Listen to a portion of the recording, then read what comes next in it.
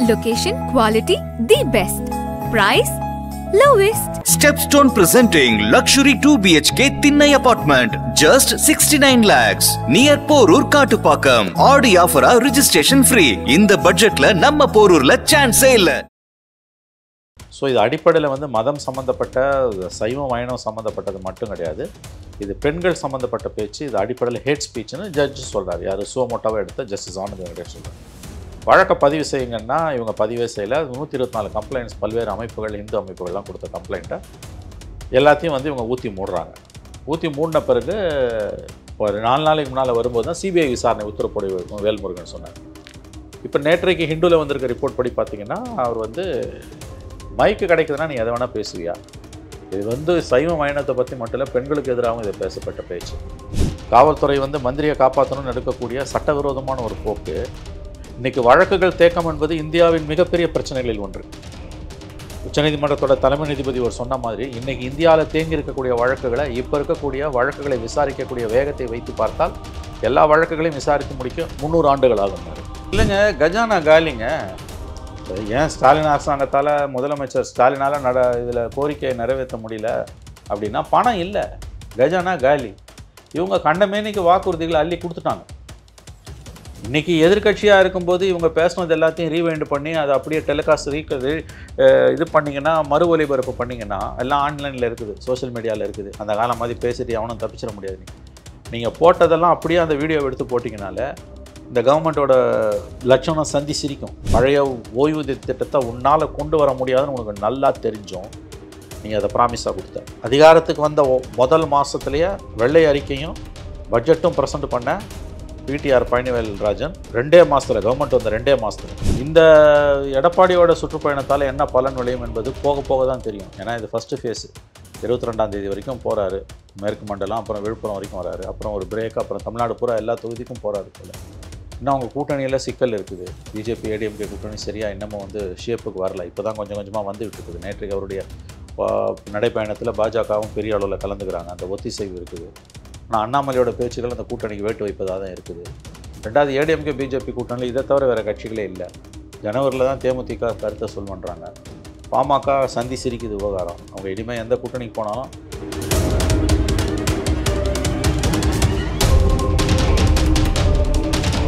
Fine time media நேயர்களுக்கு வணக்கம். நான் உங்கள் சங்கீதுகன். நம்ம சிறப்பு நிகழ்ச்சியில் நம்மோடு இணைந்திருக்கிறார் மதிப்பிற்குரிய மூத்த பத்திரிகையாளர் திரு மணி அவர்கள். வணக்கம் சார். சார் வணக்கம். மைக் முன்பு பேசுபவர்கள் எல்லாருமே மன்னர்களா அப்படின்னு சொல்லிட்டு முன்னாள் அமைச்சர் பொன்முடி வழக்கில் வந்து ஆவேசம் காட்டியிருக்கிறது மெட்ராஸ் ஹைகோர்ட். இந்த விஷயத்தை எப்படி பார்க்குறீங்க? ஆமாங்க, இது ஒரு பழைய விவகாரம். இந்த விவகாரத்தில் தான் பொன்முடிக்கு வந்து பதவியே போச்சு.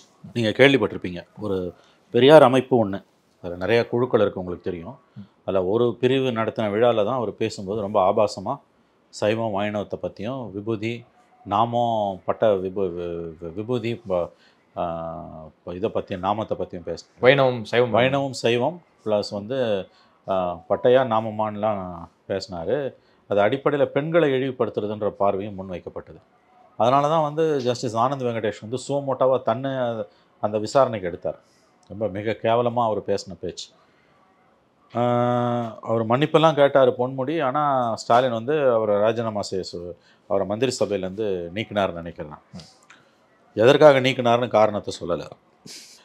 இந்த விஷயத்தில் சுவமோட்டாவாக வழக்கை எடுத்த பிறகு ஆனந்த் வெங்கடேஷ் அதை தலைமை நீதிபதிக்கு அனுப்பி, தலைமை நீதிபதி வேறொரு நீதிபதிக்கு அனுப்பினார். அது மாதிரி தானே முன் வந்து ஒரு நீதிபதி வழக்கு எடுக்கிறாருன்னா அவர் என்ன பண்ணுவார், வழக்கை வேறு நீதிபதிக்கு மாற்ற சொல்லி தலைமை நீதிபதிக்கு அனுப்பிடுவார். அதனால் சுவமோட்டாவாக எடுத்த ஜஸ்டிஸ் ஆனந்த் வெங்கடேஷ் கிட்டேருந்து இந்த வழக்கு வேறு ஒரு நீதிபதிக்கு போச்சு. அப்போ இது சைவத்தையும் வைணவத்தையும் பெண்களையும் இழிவுபடுத்துதுன்னு தமிழகம் முழுவதும் 124 காவல் நிலையங்களில் வந்து புகார் கொடுக்கப்பட்டது. இந்த வழக்கில் நீங்கள் என்ன விசாரணை நடத்துனீங்க, என்ன மந்திரி மேலே என்ன சார்ஜ் ஷீட் போட்டிங்களா என்னன்னு கேட்டு ஒரு நீதிபதி முன்பு இந்த வழக்கு விசாரணைக்கு வந்தது. அப்போ தமிழக அரசு தலைமை வழக்கறிஞர் advocate general justice PS Raman வந்து இல்லை, அதில் ஒன்றும் முகாந்திரம் இல்லை, அந்த மனு வாங்க கொடுத்தவங்கெல்லாம் அந்த எல்லா மனுக்களையும் நீதி ஸ்டேஷனில் வந்து இது பண்ணிட்டாங்க, பைசல் பண்ணிட்டாங்க அப்படின்னோன்னா அதுக்கு அப்பயே கண்டனம் தெரிவித்த நீதிமன்றம் மறுபடியும் அடுத்த வாரம் விசாரணைக்கு ஒத்தி வச்சப்போ ஜஸ்டிஸ் வேல்முருகன் முன்னால் வந்து அவர் தான் வந்து தெளிவான நேற்று சொல்லியிருக்கார். மைக்கு கிடைக்குதுன்னா எதை வேணால் நீ பேச முடியாது, இது வந்து சைவம் வைணவம் மட்டும் இல்லை பெண்களையும் இழிவுபடுத்துகிற பேச்சு இது. ஏன்னா அந்த பேச்சை நீங்கள் கேட்டிங்கன்னா அது அடிப்படையில் ரொம்ப கொச்சையான கேவலமான ஒரு பேச்சு. சைவம் வைணவத்தை மட்டும் இல்லாமல் விபூதி நாமத்தை மட்டும் இல்லாமல் செக்ஷுவல் பிஹேவியர் பற்றின ஒரு கருத்து அது வந்து 60-70 ஆண்டுகளுக்கு முன்பு பெரியார் அமைப்புகள் அந்த கருத்தை ரொம்ப சர்வசாதாரணமாக அந்த காலத்தில் பேசியிருக்காங்க. அது வேறு காலகட்டம், இப்போ வேறு காலகட்டம். அந்த பாரம்பரியத்துலேருந்து வந்த இவர் பொன்முடி அந்த கருத்தை அப்படியே எதிரொலிச்சோன்னா அது நல்லா மாட்டிக்கணுன்னா அவர் வந்து அதில் நல்லா பார்த்தீங்கன்னா அது வந்து செக்ஷுவல் பிஹேவியர் பற்றின சைவத்தையும் வைணவத்தையும் சேர்த்து பேசின, விபூதியையும் நாமத்தையும் சேர்த்து வச்சு பேசினதுன்றதை தாண்டி அடிப்படையில் அது பெண்களை இழிவுபடுத்துகிற பேச்சு. ஏன்னா அவர் தன்னுடைய அந்த பேச்சில் வந்து ஒரு செக்ஸ் ஒர்க்கரை மையமாக வச்சு அதை பேசுவார். ஸோ இது அடிப்படையில் வந்து மதம் சம்மந்தப்பட்ட சைவம் வைணவம் சம்மந்தப்பட்டது மட்டும் கிடையாது, இது பெண்கள் சம்மந்தப்பட்ட பேச்சு. இது அடிப்படையில் ஹேட் ஸ்பீச்சுன்னு ஜட்ஜு சொல்கிறார். யார் சுவமோட்டாவை எடுத்த ஜஸ்டிஸ் ஆனந்த் வெங்கடேஷ் சொல்கிறார். வழக்கை பதிவு செய்யுங்கன்னா இவங்க பதிவே செய்யலை. 124 கம்ப்ளைண்ட்ஸ் பல்வேறு அமைப்புகள், இந்து அமைப்புகள்லாம் கொடுத்த கம்ப்ளைண்ட்டை எல்லாத்தையும் வந்து இவங்க ஊற்றி மூடின பிறகு இப்போ 4 நாளைக்கு முன்னால் வரும்போது தான் சிபிஐ விசாரணை உத்தரப்பொழிவு இருக்கும் வேல்முருகன் சொன்னார். இப்போ நேற்றைக்கு ஹிந்துவில் வந்திருக்க ரிப்போர்ட் படி பார்த்தீங்கன்னா அவர் வந்து மைக்கு கிடைக்குதுன்னா நீ எதை வேணால் பேசுவியா, இது வந்து சைவ வைணவத்தை பற்றி மட்டும் இல்லை பெண்களுக்கு எதிராகவும் இதை பேசப்பட்ட பேச்சு. நீங்கள் என்ன நினச்சிக்கிட்டு இருக்கீங்க, உங்கள் இஷ்டத்துக்கு நீங்கள் இதை பேச முடியாது. ஏன்னா அவர் பிஎஸ் ராமன் அட்வொகேட் ஜெனரல் அவர் என்ன ஸ்டாண்ட் எடுக்கிறாரு, தமிழ்நாடு கவர்மெண்ட் என்ன ஸ்டாண்ட் எடுக்குதுன்னா இது ஹேட் ஸ்பீச் இல்லைன்றாங்க. சரி, இது ஹேட் ஸ்பீச் இல்லைன்னா வல்கர் ஸ்பீச் தானே. தி ஸ்பீச் இஸ் ஆன்டி விமன். அது வந்து வெறுப்பு பேச்சாக இல்லாமல் இருக்கலாம், ஆனால் இது பெண்களுக்கு எதிரான பேச்சு. இப்போது இருக்கக்கூடிய சட்டங்களின்படி பெண்களுக்கு எதிரான பேச்சு மதங்களுக்கிடையே மோதலை உருவாக்குன்றதை கூட ரெண்டாவதாக வைக்கலாம். அடிப்படையில் இது பெண்களுக்கு எதிரான பேச்சு. பெண்களுக்கு எதிரான பேச்சை மந்திரியாக பதவியில் இருக்கும்போது மந்திரி ஒருத்தர் பேசுகிறாருன்னா நீங்கள் என்ன நடவடிக்கை எடுத்தீங்க? நீதிமன்றம் இது வரைக்கும் 5வது தடவை இந்த வழக்கு வருது. அரசாங்கம் தன்னுடைய நடவடிக்கை எடுக்காத ஆணவ போக்கால் நீதிமன்றத்தின் நேரத்தை விரயமாக்குது. ஏன்னா எத்தனை லட்சம் வழக்காடிகள் காத்திருக்காங்கன்னு உங்களுக்கு தெரியும், எத்தனை வழக்குகள் தேங்கி கிடக்குதுன்னு உங்களுக்கு தெரியும். சென்னை சென்னை உயர்நீதிமன்றத்தில் மட்டுமே வந்து சில லட்சம் வழக்குகள் தேங்கி கிடக்கும் கண்டிப்பாக பார்த்தீங்கன்னா.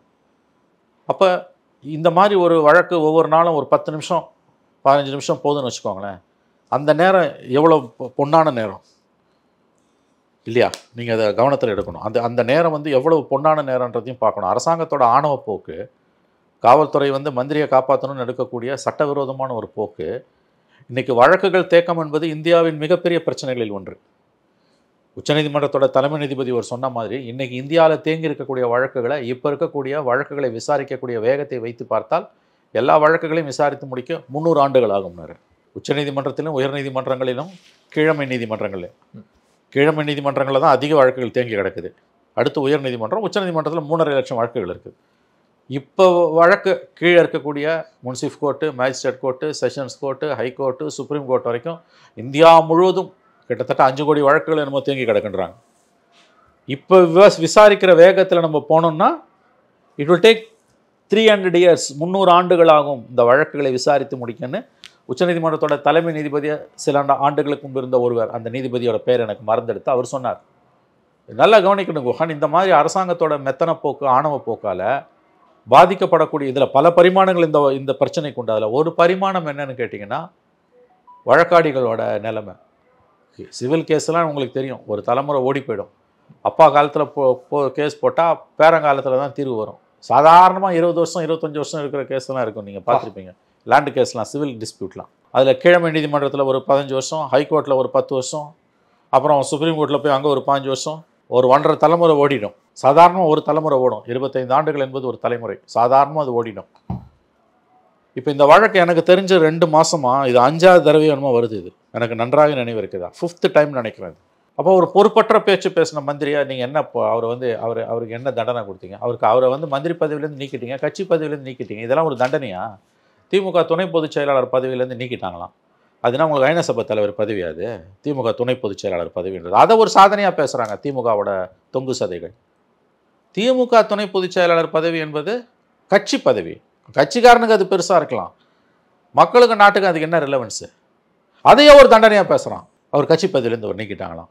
அது என்ன ஐநா சபை தலைவர் பதவியா, இல்லை உலக வங்கி தலைவர் பதவியா, இல்லை சர்வதேச அமைப்புகளில் வந்து வேர்ல்டு பேங்க்கில் இருக்க IMFோட பதவியா? அது இல்லை, விதவிதமாக நீங்கள் நாடகம் ஆடுறீங்கல்ல.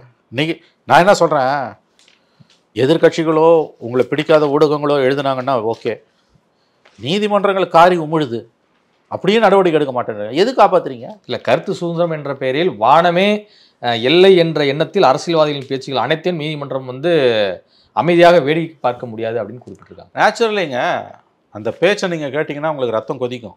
ஒரு மந்திரியோட பேச்சு 60 வருஷத்துக்கு முன்னாலே பெரியார் அமைப்புகளை பேசுச்சுன்னா அன்றைக்கி இருந்த காலகட்டம் வேறு, அன்றைக்கி மக்கள் பொறுமையாக இருந்தாங்க, இன்றைக்கி இருக்க மாட்டாங்க. இன்றைக்கி பெரியார் அமைப்புகளே அப்படி பேசுறதில்ல. பேசுனாங்கன்னா அவங்களுக்கு சிக்கல் வரும். திராவிடர் கழகமோ பெரியார் திராவிடர் கழகமோ இந்த அதில் ஒரு 4-5 அமைப்புகள் இருக்குது இல்லையா, ஒருத்தரும் இன்றைக்கி எனக்கு தெரிஞ்சு இது 50 வருஷத்துக்கு 60 வருஷத்துக்கு முன்னால் பேசின சர்வசாதாரணமாக பேசின பேச்சு இது. அன்றைக்கி இருந்த காலகட்டம் வேறு பேசுனீங்க.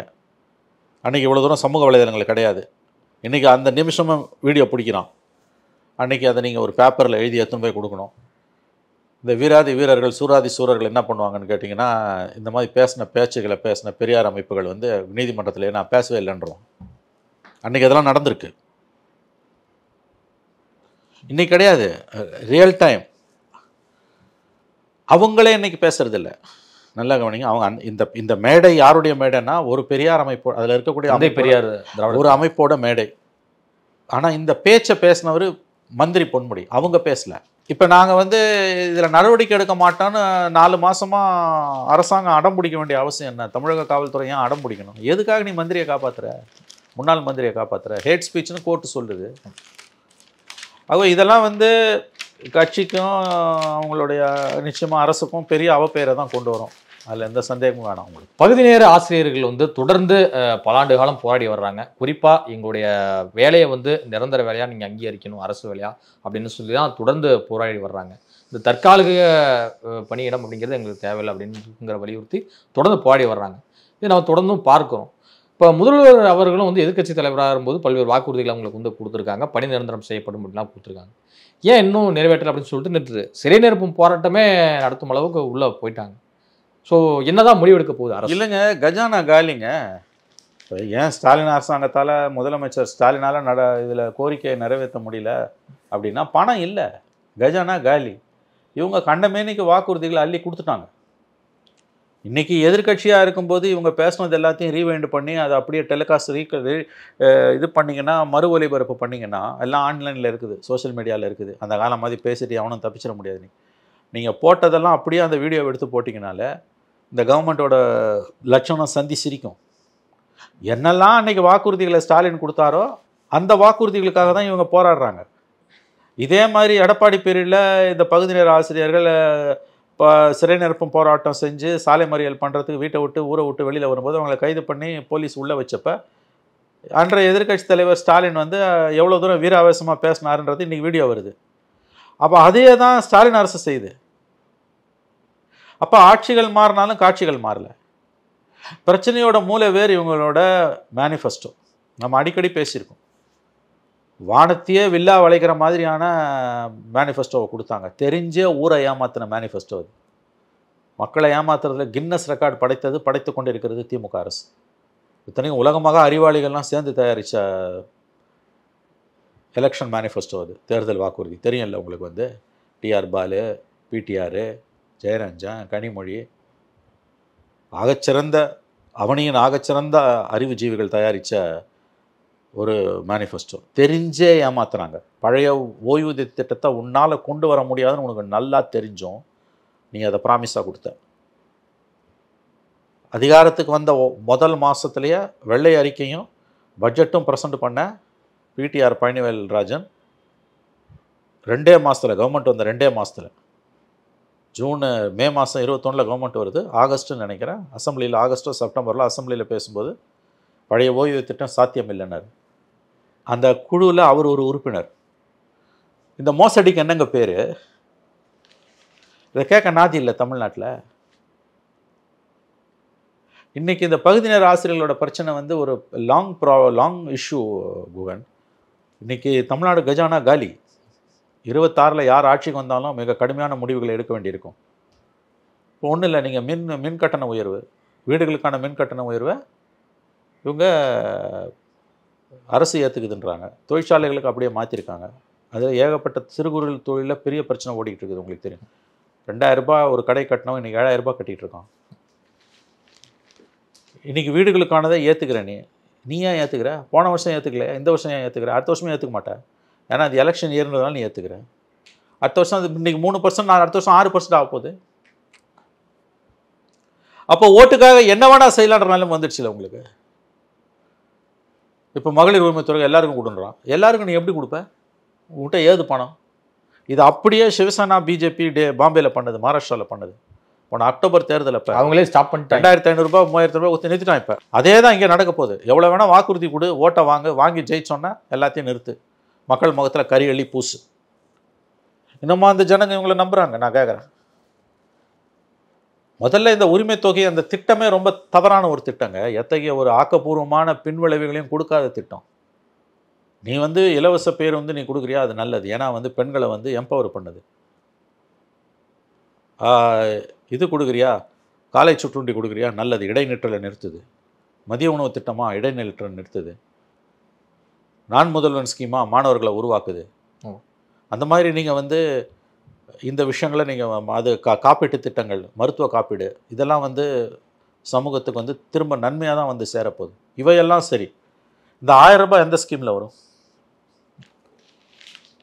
ஆகவே இதிலே 12,000 கோடி ரூபாய் உனக்கு போயிடுது. எங்கேருந்து வரும் உனக்கு? ஆகவே இப்போ அடுத்த ஆண்டுக்கு மேலும் இந்த திட்டத்தை தேர்தலை மையமாக வச்சு நிறைவேற்றும் போது இன்னும் பல சிக்கல்கள் வரும். தமிழ்நாடு கஜானா காலியாகும். 26ல் எவன் ஜெயிச்சானாலும் தமிழ்நாடு பொருளாதாரம் மிக மோசமான ஒரு நிலைமையை நோக்கி நகரும். அதிமுக பொதுச் செயலாளர் எடப்பாடி பழனிசாமி அவர்கள் மக்களை காப்போம், தமிழகத்தை மீட்போம் அப்படிங்கிற சுற்றுப்பயணத்தை தொடங்கி இருக்கிறார். இந்த சுற்றுப்பயணம் அதிமுகவிற்கு உண்மையாகவே 2026 தேர்தலில் ஒரு வெற்றியை கை கொடுக்கும்? அது அடுத்தடுத்து நிகழக்கூடிய சம்பவங்களை பொறுத்ததுங்க. தேர்தலுக்கு இன்னும் 8 மாதம் இருக்குது. இப்போ போய் இவங்க என்ன பண்ண போகிறாங்கன்னு தெரியல. ஏன்னா கடைசி 2 வாரத்தில் 3 வாரத்தில் கூட நிலைமை மாறும் உங்களுக்கு. அவர் ஸ்டாலின் ஓரணியல் தமிழகம்னு போகிறாரு, இவர் மக்களை காப்போம்னு போகிறாரு, தமிழகம் காப்போம்னு போகிறாரு. எதிர்கட்சிகள் போகிறது ஓகே, ஆளுங்கட்சி போகிறது தான் ஆச்சரியமானது. ஆனால் எல்லா கேலி கூத்தும் தமிழ்நாட்டில் தான் அரங்கேறிக்கிட்டு இருக்குது. இந்த எடப்பாடியோட சுற்றுப்பயணத்தால் என்ன பலன் விளையும் என்பது போக போக தான் தெரியும். ஏன்னா இது ஃபஸ்ட்டு ஃபேஸு. 22ஆம் தேதி வரைக்கும் போகிறாரு மேற்கு மண்டலம், அப்புறம் விழுப்புரம் வரைக்கும் வராரு, அப்புறம் ஒரு பிரேக், அப்புறம் தமிழ்நாடு பூரா எல்லா தொகுதிக்கும் போகிறாரு போல். இன்னும் அவங்க கூட்டணியில் சிக்கல் இருக்குது. பிஜேபி ஏடிஎம்கே கூட்டணி சரியாக இன்னமும் ஷேப்புக்கு வரல. இப்போ தான் கொஞ்சம் கொஞ்சமாக வந்துகிட்டு இருக்குது. நேற்றுக்கு அவருடைய நடைப்பயணத்தில் பாஜகவும் பெரிய அளவில் கலந்துக்கிறாங்க. அந்த ஒத்திசைவு இருக்குது. ஆனால் அண்ணாமலையோட பேச்சுகள் அந்த கூட்டணிக்கு வேட்டு வைப்பதாக தான் இருக்குது. ரெண்டாவது, ஏடிஎம்கே பிஜேபி கூட்டணியில் இதை தவிர வேறு கட்சிகளே இல்லை. ஜனவரியில் தான் தேமுதிக கருத்தை சொல்லுன்றாங்க. பாமக சந்தி சிரிக்குது விவகாரம். அவங்க இனிமேல் எந்த கூட்டணிக்கு போனாலும் அவங்க போகிறதால எந்த கூட்டணிக்கும் லாபம் கிடையாது. அப்பாவும் பிள்ளையும் மாறி மாறி பாலிஷ் போட்டுக்கிறாங்க ஒருத்தருக்கு. அவங்க வாக்கு வங்கி வெளியில் சதறிட்டு இருக்குது. தினம் ஒரு 300-500 பேர் வன்னியர் பெல்ட்டில், கடலூர், சிதம்பரம், விழுப்புரத்தில் திமுக அதிமுக ஏதாவது ஒரு கட்சிக்கு போய்கிட்டே இருக்கான். கம்ப்ளீட்டாக கட்சி காலி ஆகிட்டு இருக்குது. ஸோ பாமக அந்த 3வது பெரிய கட்சி பாமக 5% ஓட்டு, அதுவும் காலி. மற்றதெல்லாம் லெட்டர் பேட் பார்ட்டிஸ். ரெண்டாவது, எடப்பாடி ஓபிஎஸ் எல்லாம் சேர்த்துக்காமல் போனார்னா தென் மாவட்டங்களில் அவருக்கு ஆபத்து இருக்கும். குறைஞ்சது ஒரு 20-25 தொகுதிகளில் ஓபிஎஸ் விளையாடுவார். ஜாதி ஓட்டுகள் விளையாடும். ஏன்னா 3 லட்சம் அவருக்குன்னு ஒரு செல்வாக்கு இருக்குது. இப்போ ஓபிஎஸ் சுற்றுப்பயணம் அதை அறிவிக்க போகிறேன் அப்படின்னு சொல்லியிருக்காரு. அவ்வளோதான், எல்லாம் ஆளாளுக்கு போக வேண்டியதான்.